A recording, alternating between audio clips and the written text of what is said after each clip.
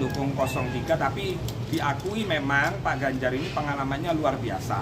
Pengalaman menjadi anggota DPR RI 2 kali, kemudian jadi gubernur, kepala daerah juga 2 kali, sehingga sudah terbiasa menghadapi hal-hal situasi semacam ini. Nomor 03. Oke, Gus, apa sih mungkin alasan Gus mendukung Ganjar Mahfud? Sebelumnya kalau nggak salah Gus tuh sempat dukung Pak Jokowi dulu ya. Nah, apa mungkin sekarang memilih Pak Ganjar dan Mahfud? Alasannya apa mungkin? Karena Pak Ganjar dan Prof Mahfud ini tidak punya mental berdusta atau mengkhianati. Berdusta dan mengkhianati. Coba dalam proses pencalonannya Pak Ganjar dan Prof Mahfud ini ada nggak mengkhianati partai A, partai B, partai C? Nggak ada. Membohongi partai A, partai B, partai C? Nggak ada. Tapi saya jangan ditanya kalau 01, kalau 02 saya nggak mau jawab. Karena guru saya, Yai Said, Gus Dur, itu melarang betul, jangan menjelekkan calon lain. Tapi sanjunglah calon itu setinggi langit asal sesuai dengan fakta. Nah, rekam jejak, ini penting. Jadi kita kalau memilih capres, makanya saya sering kali memberi materi. Memilih seorang calon presiden atau calon wakil presiden, itu nggak perlu istihara, catat ini. Jadi memilih capres 2024 di Indonesia nggak perlu istihara. Paham? Lo kok bisa? Ya iya dong. Istihara itu kan kalau kita tidak tahu rekam jejak calon nomor 1, calon nomor 02, calon nomor 03. Nah, di Google Allah ini menciptakan manusia, membentuk manusia. Lalu lahirlah Google, lahirlah YouTube, lahirlah TikTok. Nah, di situ sudah ada rekam jejak. Misalnya Pak Prabowo tuh, ketik aja di Google misalnya. Apa yang pernah dilakukan Pak Prabowo? Apa yang pernah dikerjakan Pak Prabowo? Apakah berhasil atau tidak? Lalu kemudian setelah Pangkostrat beliau kemana? Sebelum Menteri Pertahanan. Semua ada rekam jejak. Kemudian pasangannya, kemudian Pak Anies, Cak Muhaimin. Semua ada rekam jejaknya. Jadi pedoman kita adalah kalau kita melihat capres, wah narasinya bagus, visi misinya bagus, terus kemudian kalau bikin proposal bagus, kalau bergaya di foto bagus, itu semua bisa dibuat-buat. Tapi kalau rekam jejak nggak bisa dibuat-buat. Misalnya Pak Ganjar, beliau gubernur 2 kali, terus dibilang 3 kali nggak bisa, ya tetap tercatat 2 kali. Jadi anggota DPR RI 2 periode, rekam jejaknya dibikin 3 periode atau 1 periode nggak bisa, karena rekam jejak itu ada. Prof Mahfud anggota DPR, Menteri Pertahanan, Ketua Mahkamah Konstitusi, Menko Polhukam. Nah, Indonesia ini ngapunten tanpa mengurangi rasa hormat kepada 01, 02. Memang 03 ini mumpuni gitu loh. Apa ya? Ahlinya ahli, pakarnya pakar, karena memang beliau berdua ini pengalaman dan teruji gitu. Nah, mencari sosok pemimpin adalah dia harus lahir dari keterpurukan. Orang tuanya Pak Ganjar bukan orang kaya, Pak. Dia adalah mantan polisi, jual bensin. Nah, jadi Ganjar ini dalam istilah, kalau dulu Jokowi adalah kita. Nah, Ganjar itu ya itu. Ganjar adalah kita. Orang tua kita orang-orang biasa. Bukan seorang pejabat, bukan seorang, kan itu. Nah, tetapi bukan berarti jadi anaknya wong biasa kudu dipilih, bukan. Rekam jejak tadi itu pengalaman, pengetahuan, cara berbicaranya, cara nguwongno uwong, kan begitu. Nggak boleh mentengkelek, kan begitu. Nah, itu ada di figur ini tadi. Ini nomor 3 ini. Tapi semuanya baik, pesan Buya Yahya juga, pokoknya jangan menjelekkan calon 1, calon 2 atau calon lainnya. Kalau ngomong tentang siapa, nah itu jawaban yang bisa saya sampaikan kepada teman-teman media lain. Gitu loh. Oke, artinya Pak Ganjar dan Pak Mahfud layak menjadi presiden 2024, memimpin Indonesia? Ya, kalau menurut saya layak, tapi kan kembali karena negara kita ini negara demokrasi, jadi kita serahkan sepenuhnya kepada rakyat untuk memilih. Kalau kita ini kan mengedukasi, saya berbicara ini kan dalam rangka mengedukasi ya masyarakat. Nah, di Google aja cari Pak Prabowo itu pernah berbuat apa, Pak Anies pernah berbuat apa, kan itu. Terus Pak Ganjar pernah berbuat apa, Pak Mahfud pernah berbuat apa, Mas Gibran yang pengalaman 2 tahun mimpin 5 kecamatan gitu kan. Yang kemarin ngapunten ngomong tentang apa itu, tentang hamil asam sulfat sampai 2 kali. Nah ini Mas Gibran di debat ini harus introspeksi, jangan sampai salah lagi gitu. Karena masyarakat kita, netizen kita ini pinter-pinter sudah.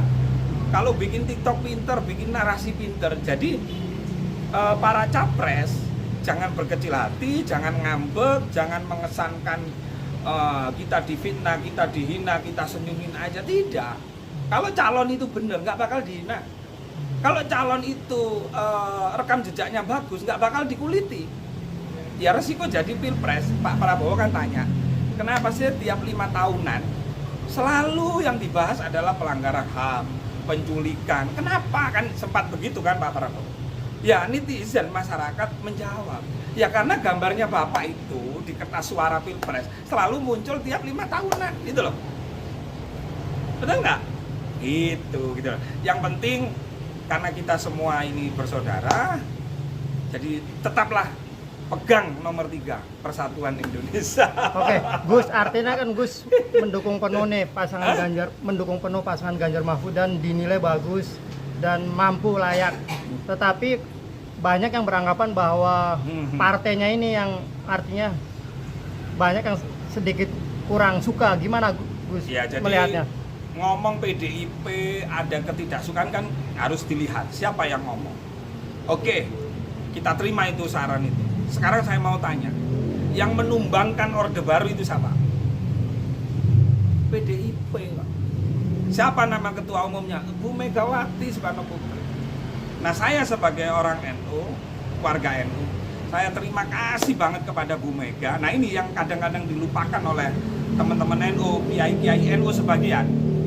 Bahwa Bu Mega itu tiap pilpres selalu dia menggandeng tokoh NU.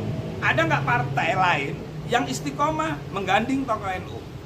Contoh, Mega Hasyim Muzadi, Mega Yusuf Kala Mustasa. Terakhir ini Mega Yai Ma'ruf Amin. Terakhir lagi Mega Mahfud MD. Artinya PDIP ini memang di dalam apa ya, rule jalur politiknya adalah nasionalis religius. Indonesia harus dipimpin nasionalis religius. Nggak bisa nasionalis saja dan nggak bisa religius saja. Harus nasionalis religius seperti dawuhnya Mbak Maimun Zubair. Jadi Bu Mega itu betul-betul mewujudkan apa yang didawuhkan Mbak Maimun sebelum meninggal itu. Waktu mau haji dia berpesan Bu Mega untuk selalu menggandeng religius. Nah itu Prof. Mahfud itu tadi. Tetapi tidak hanya religius saja, tapi yang pengalaman di ketatanegaraan, di pemerintahan, di hukum gitu loh. Artinya pasangan yang komplit melengkapi nasionalis religius itu Pak Ganjar dan Mahfud. Di pasangan 2 ini nggak ada ya Gus ya?